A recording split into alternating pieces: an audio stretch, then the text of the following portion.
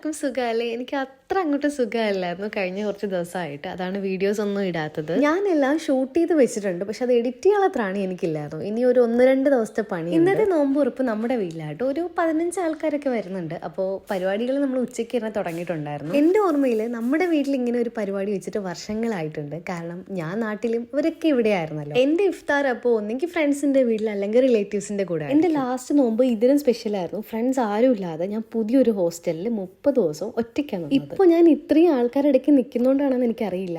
ഒറ്റയ്ക്കൊരു നോമ്പൂർപ്പിനെ പറ്റി എനിക്കിന്ന് ചിന്തിക്കാനേ പറ്റില്ല. ഇവിടെ 3 ആൾക്കാരുള്ളതുകൊണ്ട് ഞാൻ ക്ലീനിങ്ങും ഉമ്മ ഈ കട്ടിങ്ങും ഇതായിരുന്നു മെയിൻ കുക്കിങ്. ഈ ഒരു ആപ്പിളിൻ്റെ ഡ്രിങ്ക് ഭയങ്കര റിഫ്രഷിങ് ആട്ടോ.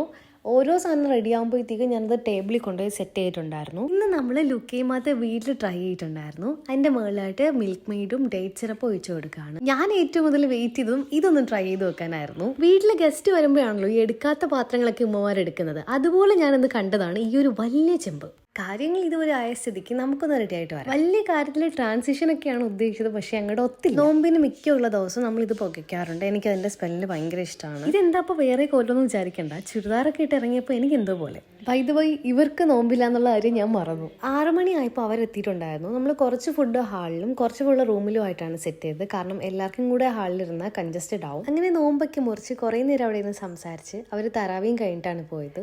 ഉണ്ടാക്കിയ ഓരോ ഐറ്റത്തിനും പ്രത്യേകിച്ച് കോംപ്ലിമെന്റും കിട്ടിയിട്ടുണ്ടായിരുന്നു. അപ്പോൾ ഇതൊക്കെയായിരുന്നു ഇന്നത്തെ വിശേഷം. അടുത്ത വീഡിയോയിൽ കാണാം. അതുവരെയും സി യു ഓൾ.